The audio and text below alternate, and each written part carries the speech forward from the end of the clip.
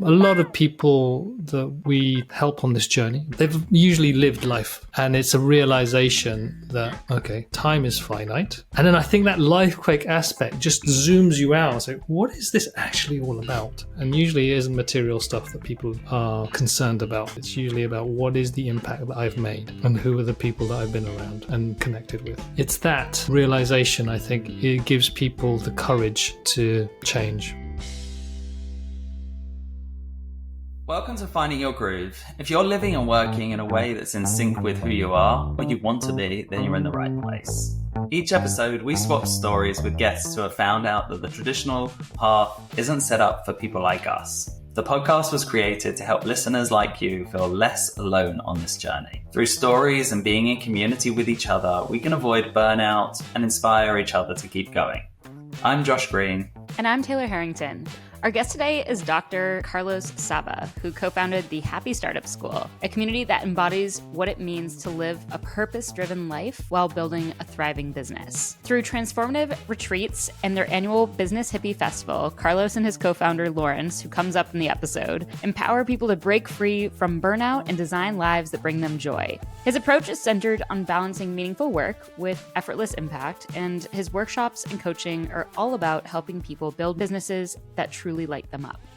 We've recorded this episode just days before his annual Happy Startup Summer Camp, and at the beginning of the episode, you'll hear about how a summer camp venue crisis nearly shattered the business. Throughout the show, Carlos shares insights into living in alignment with his values, finding balance, and the journey of becoming more content with what unfolds over time. We also dive into the concept of life quakes, those pivotal events that shatter what we thought to be true and how they can provide a unique perspective on what really matters. With that, let's get into today's episode. Carlos, it's time for show and tell. I would love to hear what you've brought today and how that connects to your journey through the windy path that you've taken. So I am wearing my Happy Startup School tie-dye t-shirt, which is this year's t-shirt for the volunteers who are going to be helping us at our Happy Startup Summer Camp event, which is a festival for business hippies.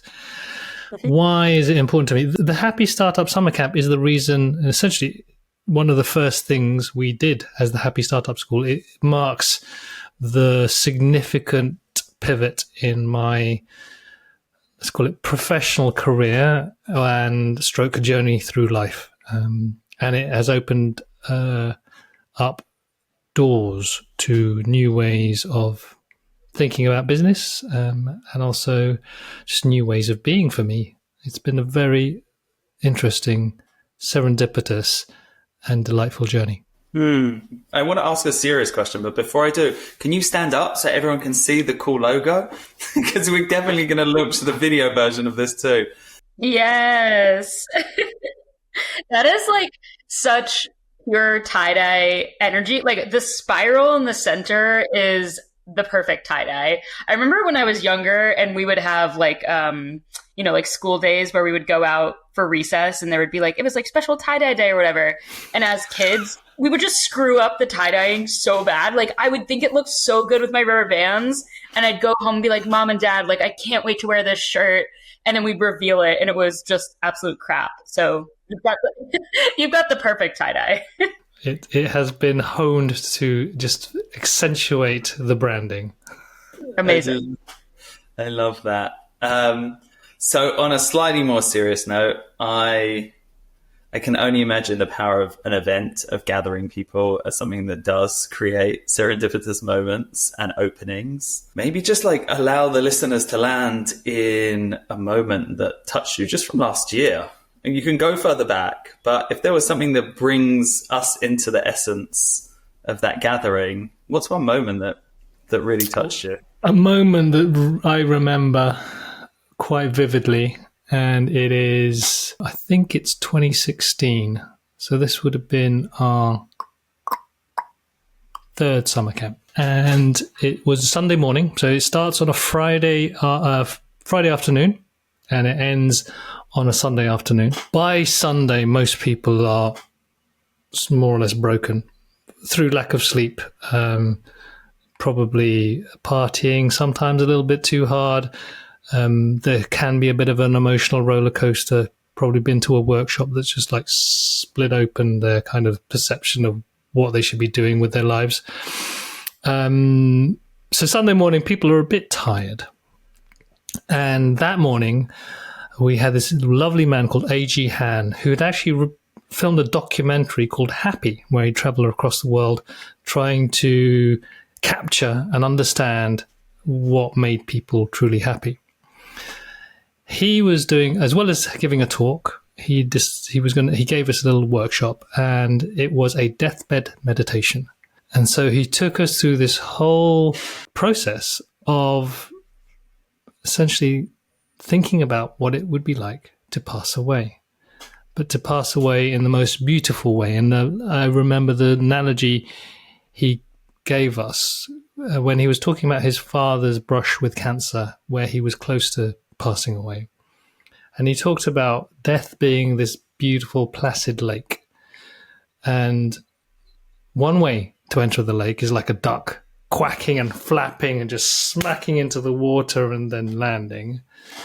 And the other is to glide in like an elegant swan, barely breaking the surface and then paddling along. His dad was the former, and he wished to be the latter. And so this idea of how can we drift into that new place in that way, what does that mean? And so this process of imagining yourself in bed, surrounded by all the amazing people, the people that are important to you, and just drifting in that way. And what would it take to get to that place where you are now? And then he followed that up with this whole exercise where we sat in front of one other person and we had a pen, and it was you passed it to the person in front of you, and you basically asked them, who are you? They would take the pen and they'd respond, I'm a founder. Then you take it back and say, who are you? I'm a father. Who are you? I'm a man. Until after 10 minutes, you had nothing left. And there's like, who actually am I? So yeah, that was one of very many memorable experiences I've had at summer camp, and talks to what this event for me is about, is just giving ourselves some space to be and to reflect on how we want to be in the future. Wow. I'm still digesting the power of that practice as I listen to you, because it's so funny. I'm a big fan of having dialogue and relationship with death. I don't know how, we're not going to take a chunk of the episode in that direction, I don't imagine, but I've always been one of those people that love that practice of like, what would you write on your tombstone? Like, what do you want to be remembered? Like, as an orienting factor of the finite nature of life. And I just think it's very real for me as a personal driver in terms of living my life, like living life that feels authentic to me, is the fact that it's not unlimited. Like, we have this blip of a moment in the history of time. For my birthday, my wife booked an observatory. We live near the UVA, the University of Virginia, and there's an observatory built in the 1870s. And the astronomy department rent it out privately for a very reasonable thing. Don't think this was super lavish, but it was an amazing evening. And one of the professors who was there with us told a story of Arcturus, which was the brightest star in the sky at that time of year. And I was turning 37, and it happened to be that the Arcturus is 37 light years away. So the light that we were seeing on my birthday was from when I was born, which was crazy. And then he showed us a galaxy that was dying, and he said, you know, this galaxy, it's at the beginning stages of dying. It's 10 million years into dying, and it's going to take another billion years to die. You know, and it's a real reorient to this brief moment that we get on this planet, and how it's like such an opportunity, and there is so much possibility to create within it, and also how real it is that we come and we go, like the seasons change, and hearing just practices and time and space that we build a relationship with the fact that we're finite, and how do we want to live our lives, and how do we want to die, opens up so much for how do we, maybe it's the other way. It's like, how much, once we build a relationship with how we want to die, does it define how we really want to live? Very true. I think people can take it in many different directions. And I think your story about going to the observatory and those observations of the vastness of the universe, I love that. And it's that perspective shifting kind of those kind of perspective shifting concepts that allow us to pause, I think, with awe. Doesn't that lead me into knowing that you started your life as a physicist? Ooh, masterfully done there, Josh. Masterfully done. That was not even intentional. That was not even intentional. It did lead to a good segue for your origin story in some ways. How does someone go from the world and depths of academia into gathering business hippies in a field to explore how do they want to die? I would definitely say it's not a well-trodden path. I don't know many of people who've done a similar journey. Yeah, where did it start? Because I think, look, for listeners out there, this series is very much trying to sort of share people's journeys that maybe they were brought up or had a job or went through academia and that system didn't quite allow the fullness. I think systems are great for everyone at different moments in their lives, but for some reason that system didn't serve. And what was that moment that someone sort of said, oh, okay, I'm going to live my life a little bit differently, or I'm going to take more ownership and agency over where does my next step go? And hopefully hearing Carlos's story is going to take us down a pathway that allows us to learn from that non-well-trodden path. So where did it begin? Like, bring us into that tension of you within a system that maybe you were feeling a need to get out of. So on one hand, studying atomic physics isn't a well-trodden path either. And while it's within an environment of a university, which is a structured environment of learning, doing a PhD is very much an exploration into the unknown. You're not really sure exactly what you're going to get at the end.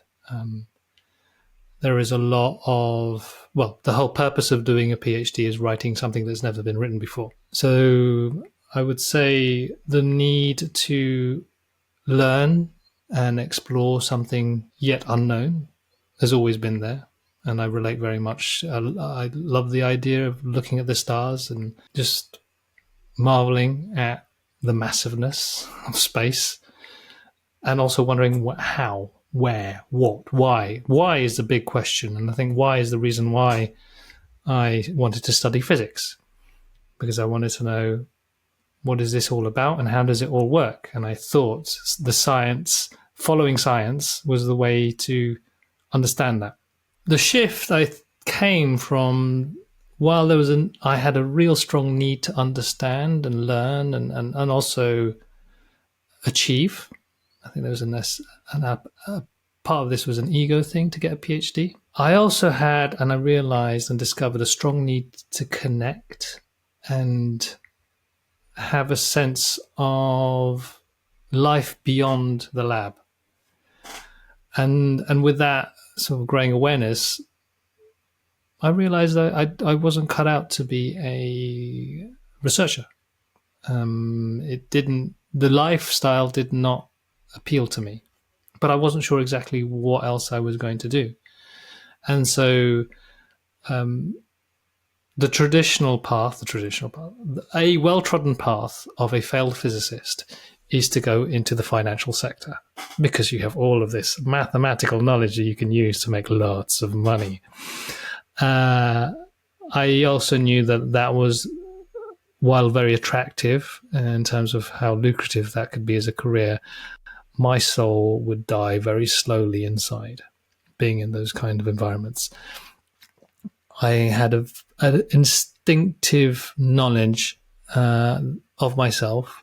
And at that time, it was a very small knowledge, self-knowledge at the time. But I knew that I would love the kind of hierarchical, new like school-like feel of, getting external validation by doing good, learning, solving problems, and doing stuff that other people would remunerate you with money.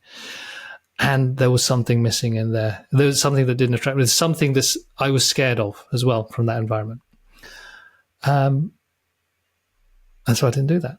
And I didn't continue to be a physicist. And through serendipity and through the luck of my wife's best friend working in a web design agency and going to a party and meeting their founder, who was smoking weed and drinking at the same time, and saying, "What do you want to do?" I was like, "This is cool. I don't know how to program, but I could learn."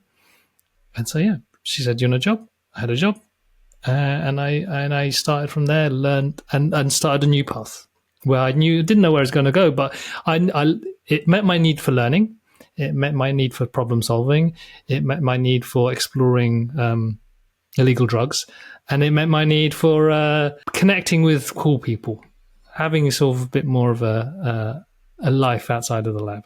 So that was step one. I really resonate with what you said around, like, if you stayed in that position any longer, if you stayed on that path any longer, you would feel like your soul was slowly dying, and that was like the thing for you. It was like, I got to get out of this because I can't live life in that way. I know in my experience, I have a lot of friends who have said, I'll wait until later, until I take that big leap, until I do that thing that I know would make me feel better at my core and really connect with my soul, but not yet, not right now. And I'm sure you've probably met so many people through your work and that come to camp who are at different points in that, where it's like, I don't know if I'm ready to jump yet. And I'm curious if there's a story of that turning point that you noticed in someone, or a theme in which you see those turning points kind of happen for folks that might be okay settling with that soul-sucking feeling a little bit longer than maybe you were. Because I don't know if our listeners, if there's someone out there right now that's like, I'm just not ready yet. What story do you have there that has helped someone in that turning point actually go ahead and take action and not say, I'm going to wait till later?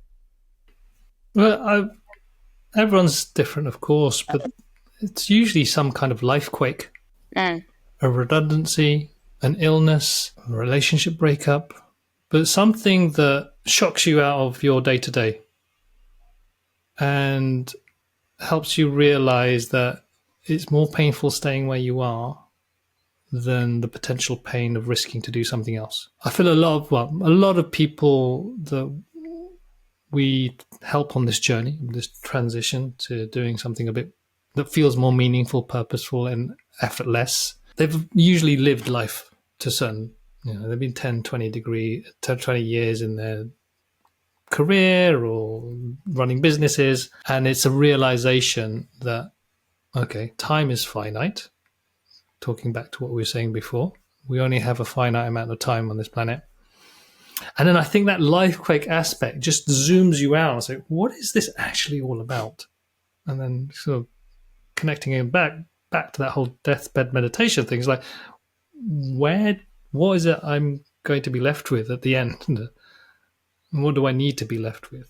And usually it isn't material stuff that people are concerned about having at the end. It's usually about what is the impact that I've made and who are the people that I've been around and connected with. And so, it's that realization, I think, it gives people the courage to change or shift or do something different. It brings up in me a piece of advice a friend shared with me at one moment, where I think this came from a Tony Robbins retreat, which is a very random thing for me to quote because it's not really my world. And at the same time, it really stuck with me, which was, disturbances to the status quo create like possibility for change. Like when energy's stagnant, there's like a lot of inertia that really limits the possibility of change. And I think Tony said on one of the Business Mastery or one of these things, people often come and have these life quakes, whether they're externally induced by something that's happened, or they're internally motivated because you choose to go on a retreat or you choose to come to summer camp or whatever. You put yourself in an environment that opens you up, or as you said, like breaks you by Sunday. And then you get this clarity about what you should do. And then people will go, okay, cool. I see this clarity. Let me go home and wait a week or two and see if it's still true. And then I'll make a decision. Yeah. And he's like, it's completely the opposite. The moment that you're in the retreat or you've had this life quake or whatever it might be, that's when you're really clear, because that's when the energy is able to move.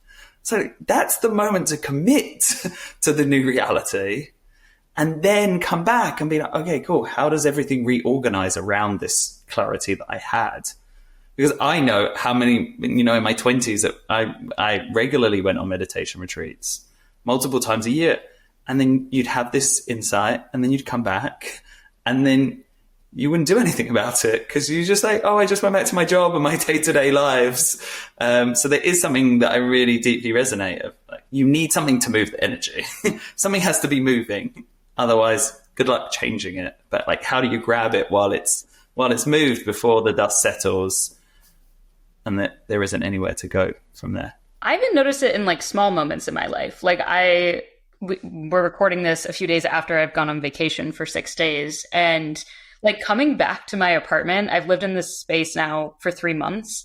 And so coming back into this apartment, that's like enough time that like things are unpacked. Don't get me wrong. Like everything has a home, but like, does it have a home that makes sense to my ADHD brain and like where I know where things belong? Like, no, not necessarily. Like everything has a home, but it's not really a system that works well for me in terms of organizing in some of the areas. And I think I noticed this when I was packing and couldn't find sunscreen. And I was like, this is really silly. This should be something where I know where it belongs. And so coming back, after 6 days of being in like the mountains of New Hampshire and on a lake, I just had this newfound, like, I don't want to keep living life in the way where I'm like panicking, trying to find something, and then I'm late to the next thing, or this like scramble inside me. And so like the last 2 nights, it's like, I'm like, all right, I'm doing something about this because I can't keep living life this way. And it's such a small example, but I redid my desk last night and it was such a gift to future Taylor. Like I opened the drawer this morning, I opened it up and everything is labeled and has a home. And like, I only have 4 pens, not all the pens I've ever owned in there.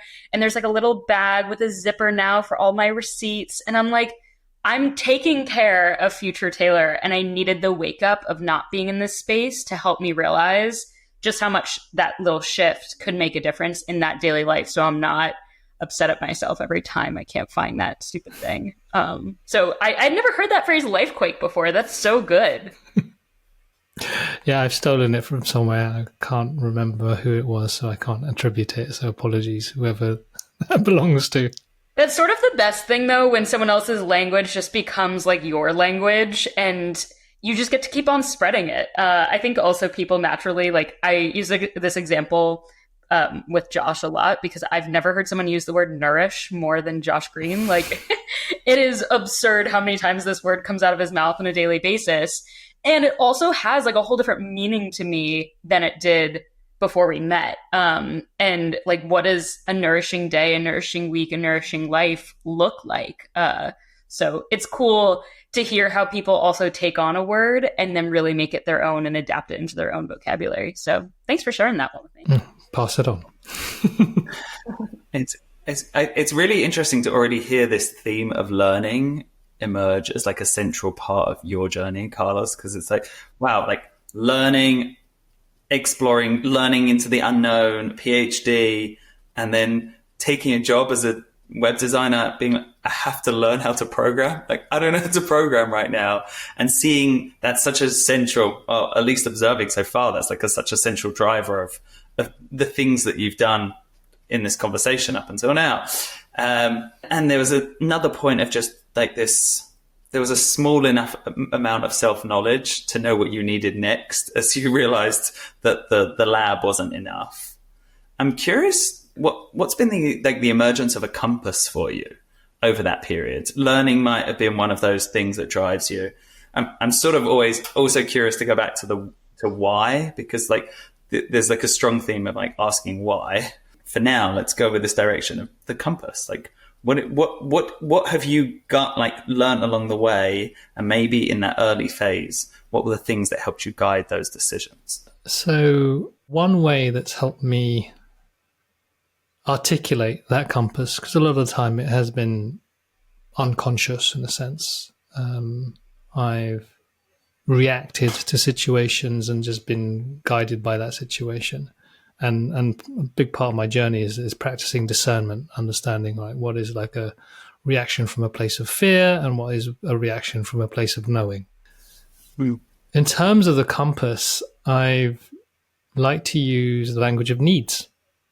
And this is something that I've learned through my understanding of NVC, nonviolent communication, and how that works. I guess you're both familiar with nonviolent communication.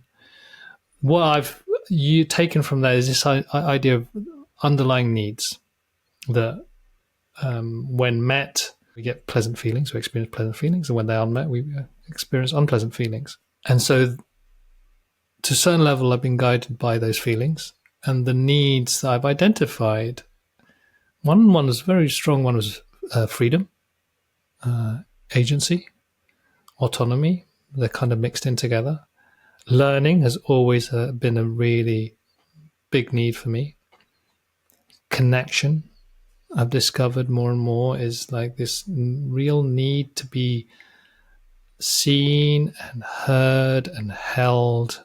And I gravitate to people and places that allow those needs to be met. And again, it's all, I think, within this idea of connection. And I think adventure has been a big one now. And I wouldn't have said I was a big adventurer in the past, but it's connected to this idea of curiosity, whether that's intellectual adventure. So it's not necessarily learning to acquire knowledge, but learning to experience awe, I think, to experience something completely new, and then to explore the world as well as something. I was never, my father, his job was a tour director. That meant he took tourists across the world. And well, when he did take us traveling as well, it was very regimented. So it didn't meet my need for freedom, though it did meet my need for adventure to a certain level. So it put me off travel as when I was younger, but then I've just rediscovered the joy of not necessarily going to far-flung places and seeing amazing vistas, but just experiencing new people and places. So there's that physical adventure, and then there's adventure with meeting and learning about new people and having connecting experiences through discovering different people's views. So learning, connection, adventure, they've been very key to guiding me as to what I do next. And as soon as I get bored, there's a good chance that I'm going to want to switch. Unless, and this is the thing, unless fear gets in the way. And that's what has, for a while, kept me in the same place, was the fear of getting things wrong, the fear of the unknown, which is kind of in conflict with this need for adventure. But yeah, there's that, and I've learned more. It's that fear of, is this the right thing to do? Have I got this wrong? What's the right way to do this thing? What's the right choice? And I think letting go of getting it right has been my lifelong journey. Is there a story or a moment where you remember that fear and like how you navigated? The fear of getting it wrong? The fear that paralyzed you from making the decision? Interestingly enough, I can't think of a story now, because there's a lot. I was thinking, well, when was the time I just stayed put and didn't change because I was too scared to change? Well, at least in terms of professions, I've always switched. I think there was a period of time when I took the plunge, but fear got me stuck in an old identity. So when we switched, we used to run a digital agency. So just to filler of the story, after learning how to code, I then became a director in the agency. And then I got to a point that I actually don't want to be here anymore. So I left. And after freelancing for a bit, this is when I started working with Laurence, who's now my co-founder of the Happy Startup School and who I've known since the age of 8. So we've known each other for 43 years now. We ran that agency for about 8 years, I think, something along those lines. When we switched to starting the Happy Startup School, I went through a liminal period of approximately 5-6 years, not knowing what I was supposed to be doing, because I had a strong identity as a tech person, a coder, a builder, a designer of software. And I was trying to bring those skills and that identity into this thing as a Happy Startup School. So I was trying to think, how can we create online courses and platforms and optimize our efficiency using tech. And it was fear of trying something completely different that I think got me stuck in that. And fear of getting things wrong, and fear of not knowing how to be a coach, fear of not knowing how to host events, fear of stepping into a totally different professional path. So I was clinging on to what I knew. So I'd say that was the closest, the story I think is closest to the idea of fear keeping me paralyzed. I'm curious what you did with that to allow the identity piece to become a bit more malleable or new possibilities to come in. Midlife crisis kind of helps. A bit of a breakdown. The real answer. There we have it. Guys, if you're listening, just wait for the midlife crisis. It's the best way to move forward in those big moves. I love the term that I like to use now is the midlife chrysalis. And there's a guy called Chip Conley. Do you know Chip Conley? Mm-hmm. Yeah, I got it from him. And and this whole idea of midlife actually spanning from mid-30s to 70. So it isn't just 40 to 50. There is a broader arc that you can, more or less count as a midlife period. But yeah, it was more chrysalis than one moment. And it was through meeting people through the Happy Startup School, through just building this community and seeing how other people were living life slightly differently and choosing different paths and making their own transitions. And just, I think, marinating myself in that kind of atmosphere started to melt away some of the old ways that I worked. And made me believe that it was possible to do things differently. Mm-hmm. Yeah, that's definitely been a theme of the series, of the power of being around people that are doing things differently as an opening to doing it ourselves. I'm so curious to hear where the embryo of the Happy Startup School came from in some ways, because you were in building your own digital agency. And was this something because wow, it really met your need of, I can become a different type of person, I can live in this life. What was going on when you were sitting down with Laurence and going, we're going to do this? So as an agency, and at the time we morphed into or evolved into what we called a startup studio. So we're working with a lot of first-time founders wanting to build digital startups. So they wanted to build platforms, they wanted to be the next Facebook or Twitter. They wanted to build online marketing places, this kind of thing. And Laurence and I had the design and tech knowledge to make these ideas become real. There were a couple of challenges we had with that in terms of helping clients. One is they had this kind of build it and they will come mentality, which we were trying to educate. It's like sometimes what you need to do is, rather than have a plan and execute, is just sense and respond, find out what is it that the challenges people have and just tackle those rather than think I've got an idea and everyone's going to love it. So taking a very agile, lean startup approach to things that unfortunately didn't necessarily guarantee where you're going to be. It just minimized risk. And to sell that as an agency was hard. So we had to educate our clients or potential clients into this idea of building a startup. So which meant we needed a school for startups. So why don't we start coaching and teaching and doing that stuff? But one of the other things is like we didn't want to work for assholes. We didn't want to work for people who are just in it for the money. We didn't want people who just wanted to basically build a business to inflate their ego. It was about building stuff that we started our business because it met our needs for being friends at work, doing creative stuff, working with people we enjoyed, having that choice.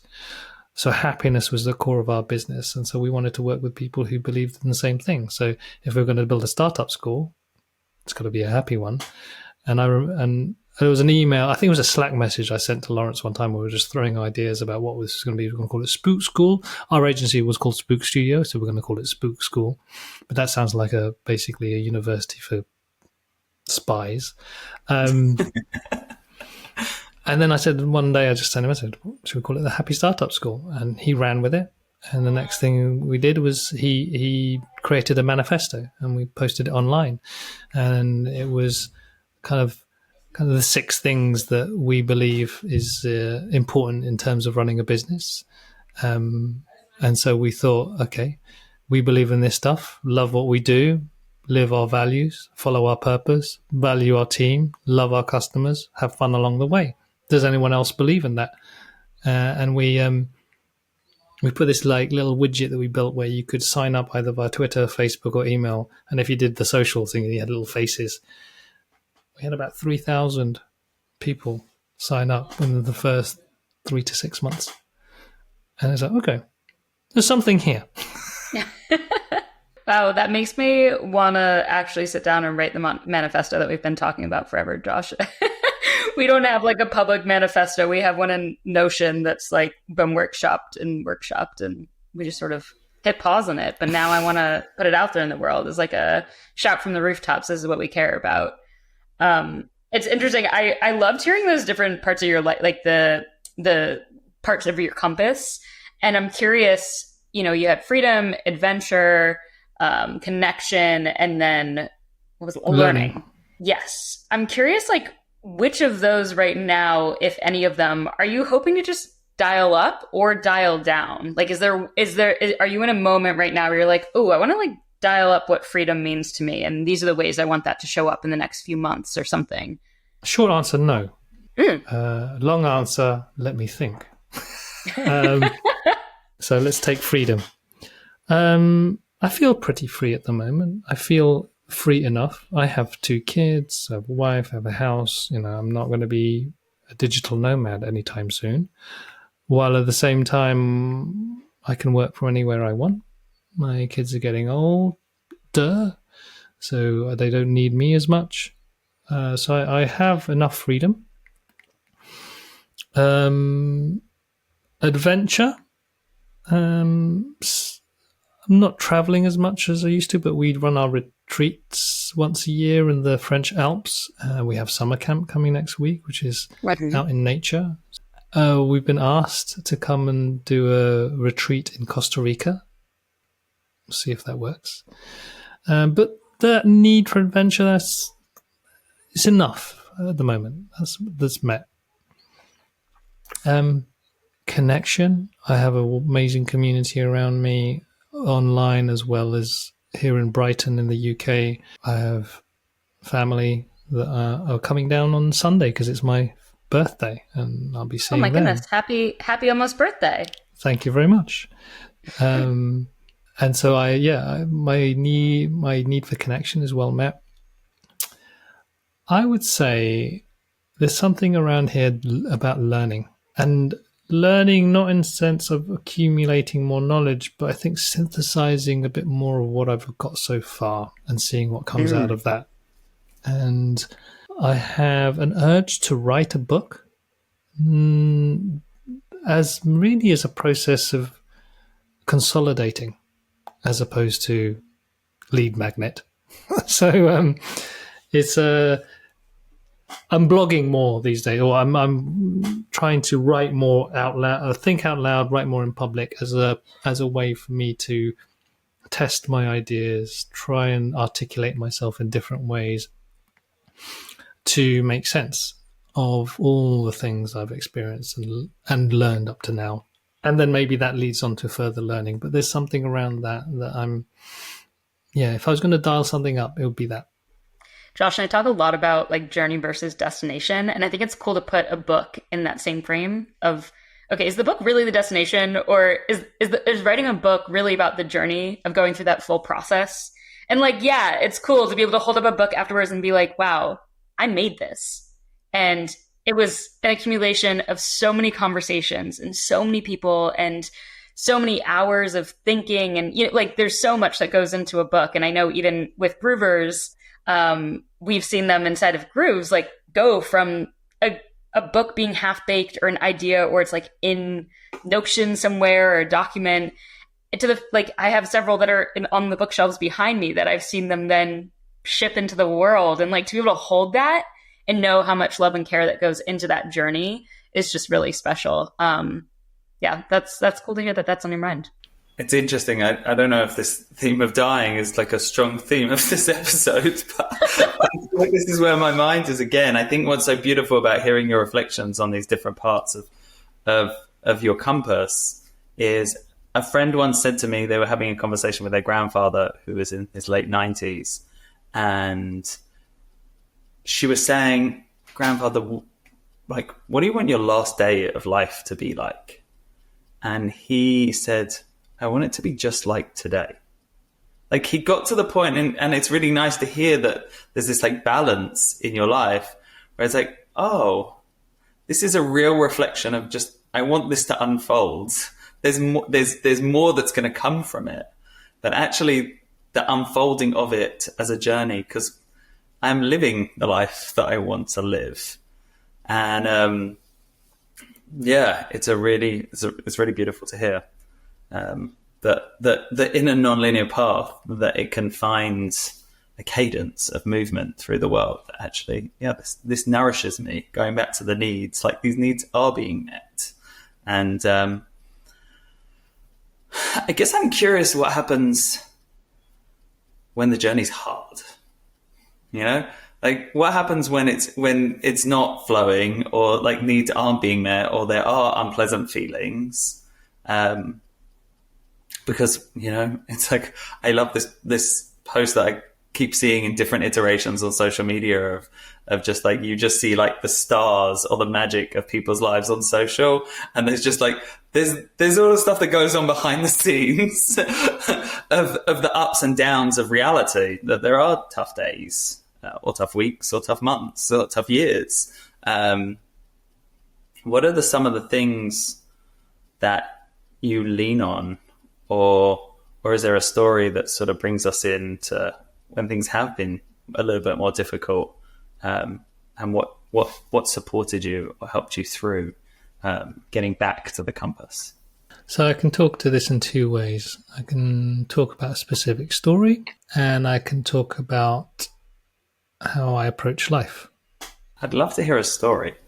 In 2018, around about this time of year, actually, maybe 6 years ago. Right. I was on holiday in Sardinia, in Italy. I go there regularly because my father's from there. And I received an invoice for the venue that we were going to host summer camp at the time. And I looked it over. I said, hey, fine, yeah, I'm going to pay it. And they said, oh, you got the date wrong. It's not I think it was the 8th. It's supposed to be the 15th or something like that. It's the week after. That's when we're supposed to do summer camp. No, it's not that week. It's the week before. That's it. The week before. Detail anyway. So I emailed them back and said, no. Well, you can't do that week. My cousin's getting married that week, so we need the venue for there. It was the other week that we're supposed to do it. And it was one of those moments in life when everything stops. It was 2 weeks out from this event. We've got 150 people coming, some from as far as India and the US. And so I called up Laurence, I think we've got a problem. I won't go into the details of what's happening. That might come out in a bit, but we had three choices. Either refund everyone and say it's not going to happen, which would have killed the business. We could move to the other date and tell people, okay, sorry, we had to move the date of the event, which means probably half of the people wouldn't be able to make it, which would have killed the business. Or we find a venue, find a new venue. And that's what we did. With 2 weeks to spare, it was just hunting for a venue that was suitably nice and suitably sized and available for our Happy Startup Summer Camp. And we found it, and we've been there ever since. That was a time where it could have gone very, very wrong if we tackle it in a different way. I would love to just double click on before you solved it, because it's these stories are so helpful, because we all confronted with these moments. It sounds like you and Laurence play a critical role in supporting each other through just building together. And I definitely think co-founders and partners are critical in this. Like, what were you really feeling, and how did you stay regulated enough to make a good decision or to hustle hard enough? An older version of me would have just frozen, panicked, and probably gone into blame mode, just looking for whose fault was this. By that time, we've been doing the Happy Startup School for more or less nearly just over under 6 years. So I got to a place where on one hand is like, if it folds, it folds, we'll work it out. If the business has to, we'll find a way of moving forward somehow. It's not worth worrying about what happened or what's going to happen in the future. We just got to deal with what's happening right now. And the most helpful thing I can do is just be open to what's possible and work with Laurence and Fiona, who was working for us at the time, or Sophie at the time, just to see what can be done. And and just be very, and it sounds really cliche, just be very mindful and present of the moment and not get ahead of ourselves. I know we're chatting right before you go into another week of camp. I'm curious, in this moment, if you could gift yourself something, whether it's a saying or a feeling, like what is it that you need going into this next week that maybe you don't yet have? The fact that it's hard for me to think or say something straight away means that I'm not sure there is anything at the moment. This is like, we've done this 10 times now.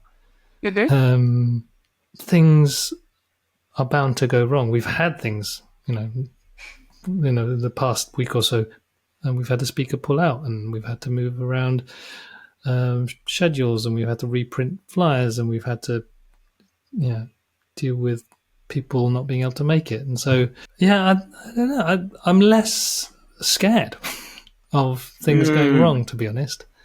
And that for me is I think connecting back again to the conversation. Thinking about death and thinking about the infinity of space is one way of also just thinking, well,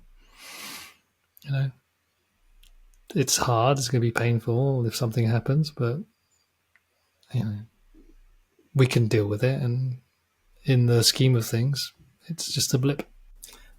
It brings up a different question to me, which is stepping back into it after doing, this is year number 12, 11? This is 12th year, but we had 2 years of the C word. So stepping into it, what would be exciting for it to feel really new again going into it? Oh, it always feels new because of new people. So there's a few things. Firstly, we have new speakers. There's always something new there. We have new attendees. And so there's always a buzz because of that. And also I'm different each time. And so I'm stepping into space in a new way. So in the end, for me, it's less about, I've got to learn something new and something new exciting. It's just like, it's it's like a family gathering where people don't argue and start blaming each other for shit.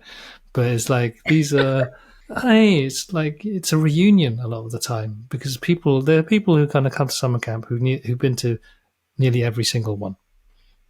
And so it is an opportunity for the community to come together. And the thing that they value most isn't so much the workshops and the inspirational talks. It's this sense of belonging, sense of connection, and the ability to be for 3 days themselves, however they want to be, with no responsibility to anyone else other than the people around them. And that the only thing they need to be responsible is just don't be a dick. I went to an adult summer camp 2 summers in a row. So not this past summer, but like 2 summers before that. And it was funny because the first time I went, I was going like as a stranger. Like I didn't know anyone. I met the creator online. I knew of someone that was speaking at it, but I was, going into it with like this open mind of like, who am I going to meet? And the second summer I brought like the entire world with me. I told everyone about it. And then I was going with like all my friends. And it was so interesting going into both of those weekends, even just kind of like putting on my cap of what do I want to get out of this weekend? And then while I was there, actually just like throwing that cap, that, figurative cap, like to the wind and being like, actually, like that's not at all what I'm going to end up getting out of this weekend. Like there's something about leaning into the spontaneous learnings that come up. And one of my favorite moments of the second year that I went was, we had it at a different camp because there was a venue issue, like you just described. And so there were, on the lake, there were 2 different areas for bonfires. And so they decided to have 2 bonfires going at once. And you could kind of like pick your own adventure, a little bit of different vibes happening at each bonfire. And anyways, I was at one of them, and I said to someone, I was like, I feel like we've just had such a like heavy day. Like I just sort of want to like scream. Like I just want to like let it out and scream. And they turned to me and they were like, should we scream together right now? And I was like, yeah, but like let's not like panic scream. Like let's make it a fun scream so no one's like, what's happening to Taylor at camp right now? So we stand up from the bonfire and we let everyone know at our bonfire we're about to like let out some good energy and just scream into the lake. Does anyone want to join us? And so we all screamed, okay, at the top of our lungs, and people are giggling, and, we scream. And about 10 seconds go by after the scream is done, and every person at the second bonfire screams back. And it was so epic because, like, there was no communication of what this scream was about or anything. And at the final breakfast the next morning, someone got up and said, I just have to ask, why did we scream last night?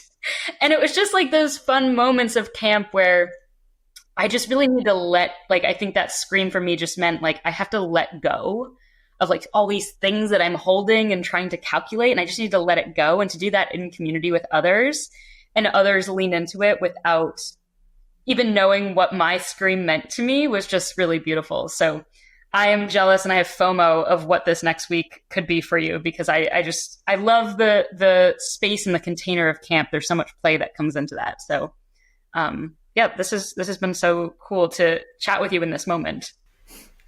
Thank you. Just before we wrap up, I just want to, reflect back. I think one of the themes that comes up for me, at least hearing you now, and it's really nice because in this series, we're speaking to different people at different stages in their journeys and in their lives, and to hear sort of there's a gentleness to the process now, where it's like there are these moments that are like bigger movements, and there's like a settling that you now have this like container that can allow for those needs to be met in different ways, but there's like a container to hold all of it, that there's like a resting in within this tribe, really, more than anything. I'm like, wow, I have my business hippies, and I can be in service, and I can create experiences. And I think that will speak to a lot of people in my own life. It's been finding my tribe has been such a fundamental piece of, can I create a sustainable path for me? My own journeys of burnout have normally been when I haven't been in my tribe. So to hear that flow from physicists. It was ironic because I was thinking about you describing your needs, and then I was trying to, freedom, exploration, learning, connection, and then all I had in my mind was a lab, and I was like, it's like night and day to have those needs met. And thanks for sharing your story to having a community that really allows that fullness of life that I think so many of us are trying to integrate in healthy ways. Well, thank you for giving me the opportunity to explore that together. It's always nice to be able to reflect and look at things again. I find that nourishing as well. There's that word. Yeah. If you were to leave people that are on this journey with one nugget, maybe they've started on their journey, they've started to break out and they're finding their own compass, what would be something that you would leave other people with? Well, this is really for anyone who was like me in the past. The past me saw life as something to win at. Yeah.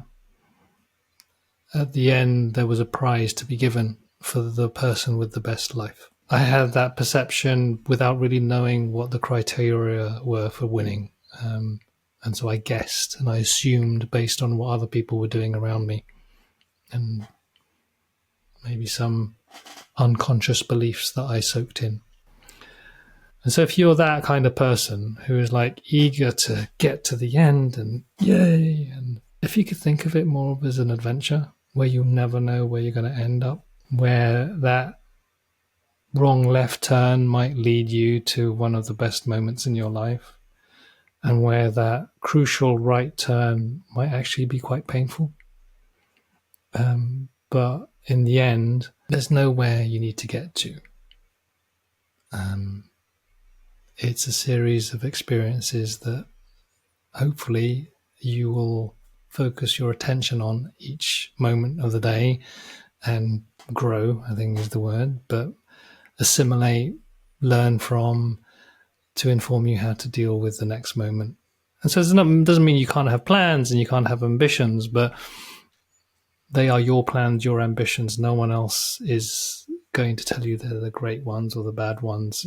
No one's got the authority to tell you whether it's a good plan or a bad plan. Only you know whether that's the thing that you want to do, and you don't necessarily know it. You will feel it, and if you can tune into that, I think that will just feel less effortful in life. Hey, Taylor. Hey, Josh. Wow, what a great episode. I know it's been a couple of weeks since we recorded it, but it was such an enjoyable conversation. I felt so alive and curious, and so alive considering how much we talked about death. I know. Who would have thought that would come up so much? It was good though. I think it really leaned on this idea of perspective and what do we want to spend our limited time on Earth doing. So something to be said about that for sure. Yeah, I was really touched by the reminder of the possibility to create something beautiful within a canvas, and the fact that canvases inherently have borders and life instead inherently has a beginning and an end, and that's what really creates the beauty. So I was reflecting on that a lot. I'm curious what really stuck out for you, or you've been working with since we wrapped up that conversation. Well, I do want to give the listeners a little bit of an update that I did see the startup camp was amazing this summer, apparently. I did just read a LinkedIn post about it.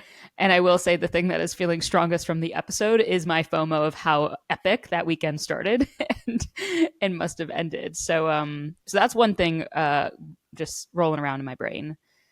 But I think, the thing that I've really carried with me was just the peace that Carlos seemed to have throughout the whole episode around this life that he's created, and that it wasn't always like that. And that there was a lot of perspective and time that got him to get to this place of peace with like, these are what my values are. And this is how my life is measuring up to those values right now. And I know I asked him that question of like, which one would you dial up right now and give some more love to?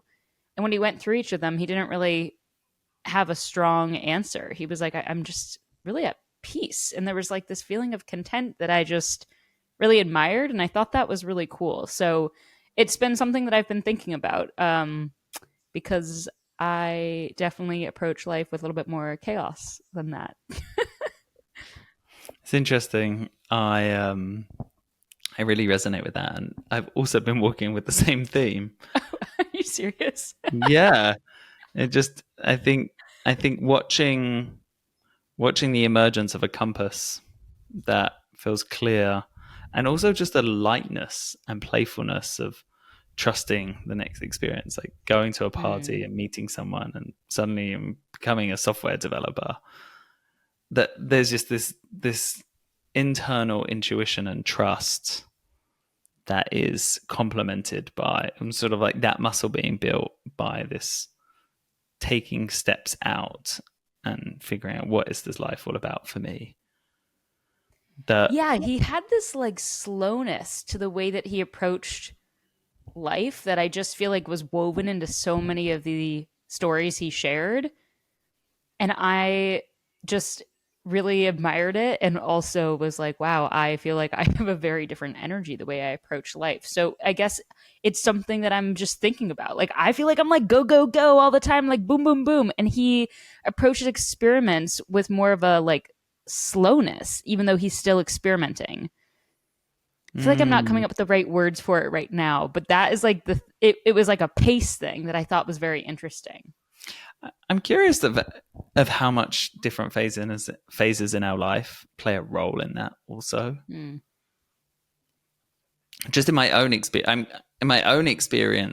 I've watched different moments in my life move at different paces, and there are these different points where there's a shift into, okay, this is my pace now.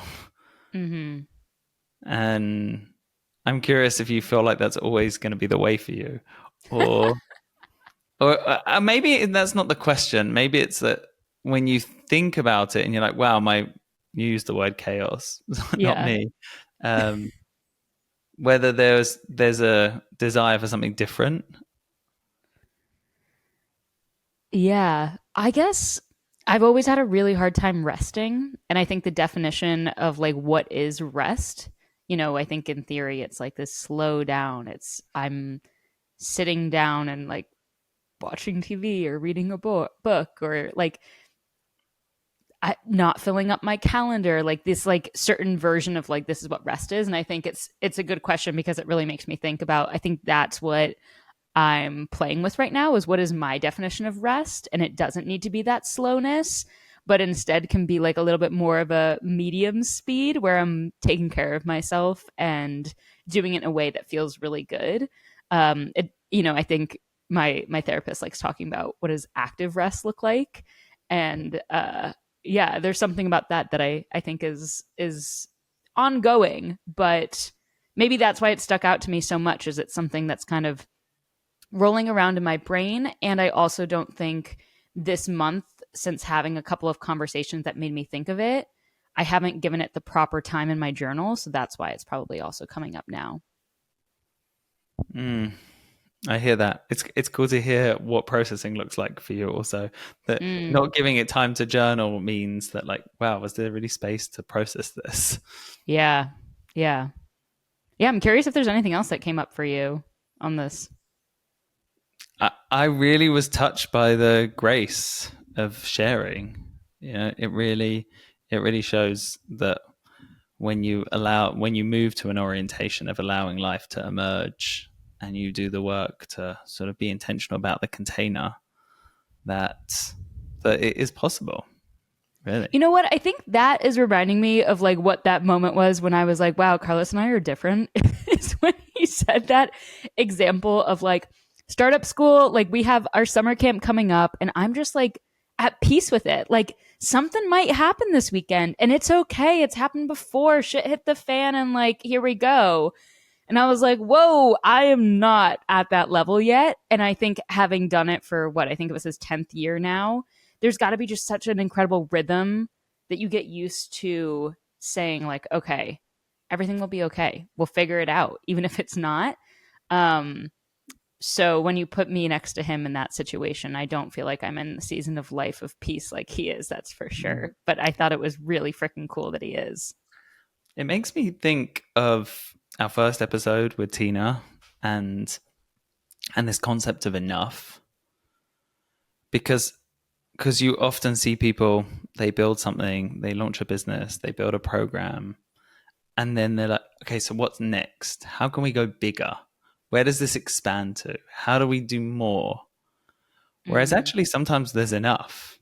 And I think part of an orientation of remembering our conversation was just doing one summer camp in the summer is enough. Mm-hmm. There's not, hey, so we need 3 the next summer, or how do we grow it by 300%?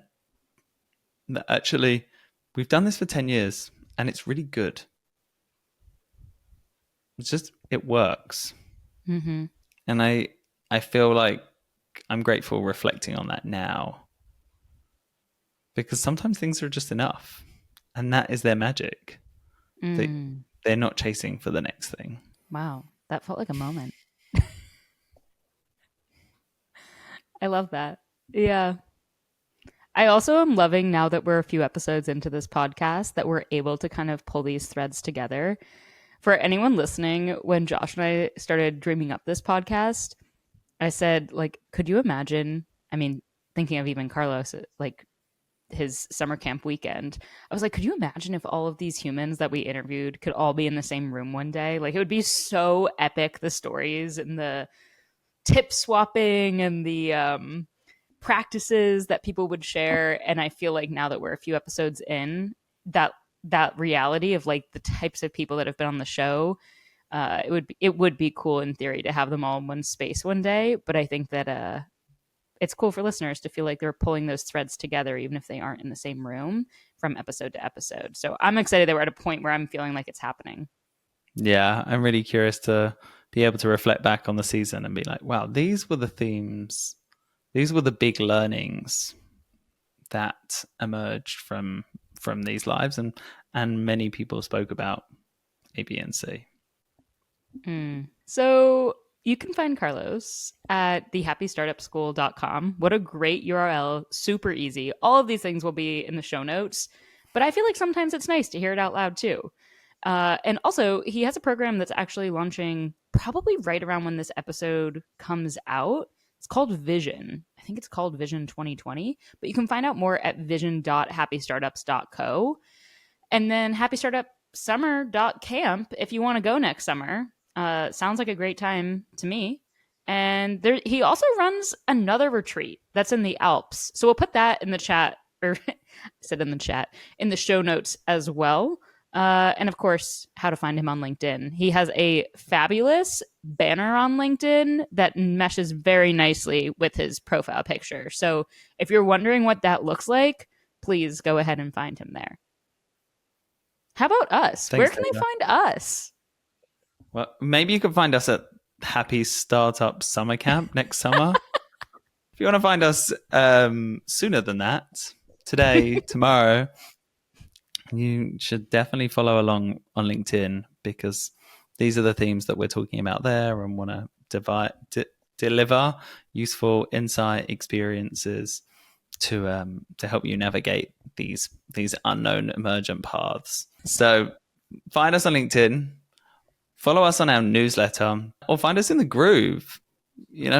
Check out, there'll be a 30-day extended trial in the show notes, so you can meet us in your first Groove session.